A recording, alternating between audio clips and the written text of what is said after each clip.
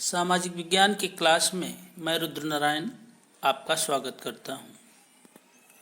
पिछली कक्षा में हम समझ चुके हैं कि अलग अलग लोगों के लिए विकास के अलग अलग लक्ष्य होते हैं और इसी तरह अलग अलग देशों के संबंध में विकास की अलग अलग धारणाएं भी होती हैं। साथ ही हम ये भी समझ चुके हैं कि अधिक कमाई करने वाला राज्य हरियाणा कुछ महत्वपूर्ण क्षेत्रों में पीछे है, जैसे कि केरल की साक्षरता 94%, हरियाणा की 42% है। तो यह आवश्यक नहीं है कि जेब में रखा रुपया तमाम सारी वस्तुएं और सेवाएं खरीद सके जो बेहतर जिंदगी के लिए आवश्यक हो। उदाहरण के लिए स्वच्छ पर्यावरण, बिना मिलावट की दवाएं इत्यादि आपको पैसे से नहीं प्राप्त हो सकती। ये चीज़ें तभी आपको मिलेंगी जब आप ऐसे क्षेत्र में जाकर रहने लगेंगे जहाँ की ये सुविधाएं पहले से उपलब्ध हों। आपका पैसा किसी संक्रामक बीमारी से आपको बचा नहीं सकता।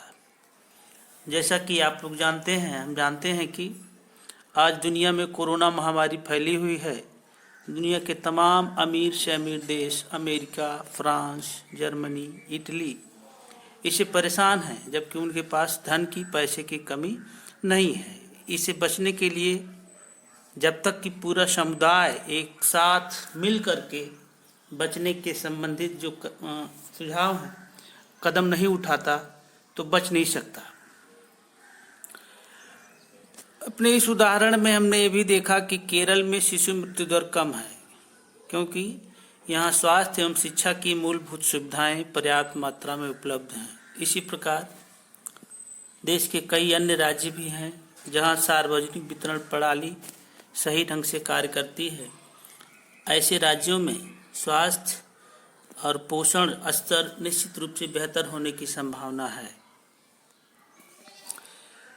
यहाँ पर दिए गए कुछ महत्वपूर्ण बिंदु हैं जिस पर आप विचार करें और कमेंट करके हमें बताएं। मैं क्रियाकलाप 2 की बात कर रहा हूँ और जो उसके नीचे खाली जगह दिया हुआ है उसको भरेंगे और हमारे पास भेजेंगे, हमें अवगत कराएंगे। अब हम आते हैं क्रियाकलाप 3 पर।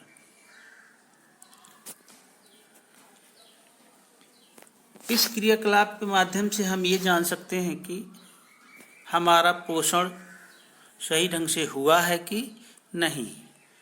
इसे वैज्ञानिक शरीर द्रव्यमान सूचकांक, अंग्रेजी में BMI, बॉडी मास इंडेक्स कहते हैं। पोषण जानने का यह एक तरीका है। इसकी गणना बड़ी आसानी से की जा सकती है। प्रत्येक बच्चा अपनी वजन, वेट ज्ञात करे और दीवार पर एक पैमाना बना करके सिर को साधते हुए अपनी लंबाई ज्ञात करे, हाइट ज्ञात करे। अब उसको अपने वेट में, अपनी वजन में, अपनी हाइट का, जिसको मीटर में नापेंगे, मीटर के स्क्वायर से भाग देंगे और इससे जो भागफल आएगा वही हमारा बॉडी मास इंडेक्स BMI होगा। आपका पोषण सही हुआ है कि नहीं, इसके लिए आप इसी पुस्तक में पीछे पृष्ठ संख्या 91-92 पर अपनी उम्र के हिसाब से आप जान सकते हैं कि आपका पोषण स्तर क्या है। यदि BMI 18.5 से 24.9 के बीच आता है तब आपकी BMI सामान्य होगी, आपके पोषण स्तर को सामान्य होना बताएगा। इसे हर बच्चा अपनी उम्र के हिसाब से पृष्ठ 91-92 पर दिए गए टेबल से जान सकता है। BMI का मतलब होता है बॉडी मास इंडेक्स, अर्थात शरीर द्रव्यमान सूचकांक। इसको आप ध्यान देंगे। अब देखते हैं तालिका संख्या 1.6। इसमें भारत तथा उसके पड़ोसी देशों के वर्ष 2017 के कुछ आंकड़े दिए गए हैं। इनको आप ध्यान से अवलोकित करें। इन आंकड़ों से पता चलता है कि हमारे पड़ोस का एक छोटा सा देश श्रीलंका हर मामले में भारत से आगे है और भारत की स्थिति दुनिया के देशों में नीचे आती है। इस तालिका से स्पष्ट है कि नेपाल और बांग्लादेश की प्रति व्यक्ति आय भारत से कम है, किंतु उनकी आयु संभाव्यता अर्थात जीने की आयु भारत से कम नहीं है। अब आइए हम विकास की धारणीयता पर विचार करते हैं।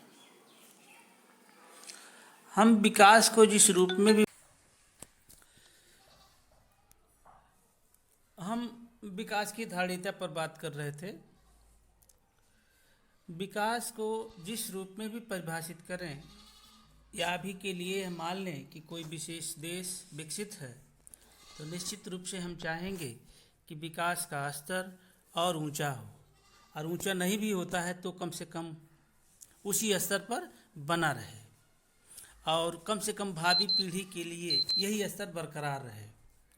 यहाँ हमें यह समझना है कि विकास के लिए देश में उपलब्ध संसाधनों का उपयोग हम इस रूप में करें कि विकास की प्रक्रिया चलती रहे और संसाधन भविष्य में आने वाली पीढ़ी के लिए बचा भी रहे। 20वीं सदी के मध्य से ही हमारे वैज्ञानिक यह चेतावनी देते रहे हैं कि विकास का यह मॉडल धारणीय नहीं है। मतलब हम उपलब्ध संसाधनों का अंधाधुंध दोहन नहीं कर सकते, अन्यथा विकास की प्रक्रिया के साथ ही मानव जीवन का भविष्य भी खतरे में पड़ सकता है। यहाँ हमें यह बात स्पष्ट तौर पर समझनी है कि आज विश्व में जो कुछ भी है वह हमारे पूर्वजों ने हमें उत्तराधिकार में नहीं दिया है, बल्कि यह हमने अपने बच्चों से उधार में लिए हैं।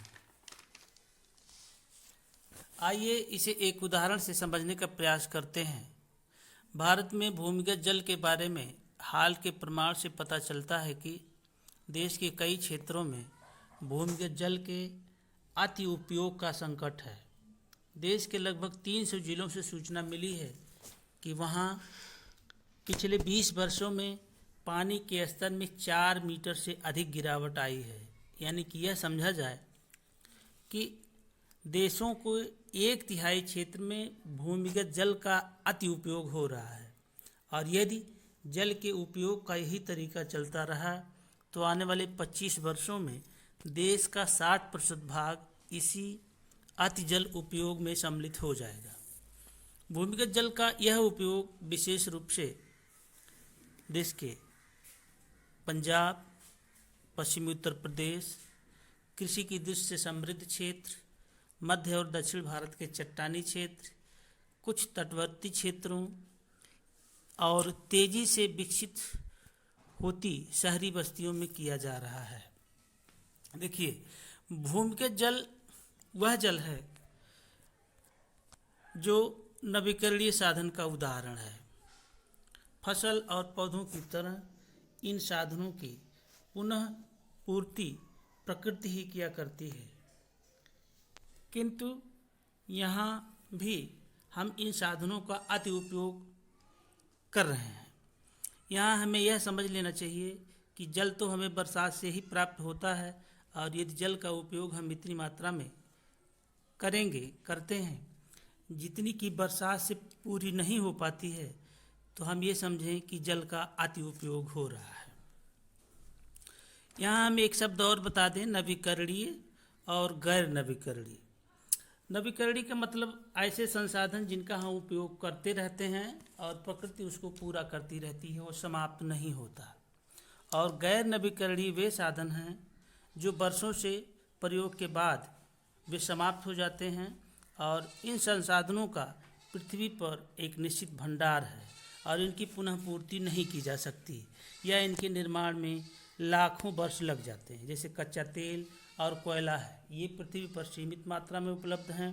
ज्यों-ज्यों हम इनका उपयोग करते जाएंगे ये समाप्त होने जाएंगे और देश के भावी पीढ़ी के लिए संकट पैदा होगा। इन संसाधनों का उपयोग हमें इस रूप में करना चाहिए कि कि हमारा पर्यावरण सुरक्षित रहे और मानव जीवन का भविष्य, जो भविष्य में खतरा होने वाला है, उससे हम बचे रहें। विकास एक निरंतर चलने वाली प्रक्रिया है। इसके लिए आवश्यक है कि पृथ्वी पर उपलब्ध संसाधनों का हम उपयोग इस रूप में करें कि विकास होता रहे और आने वाली पीढ़ी के लिए वो बचा भी रहे।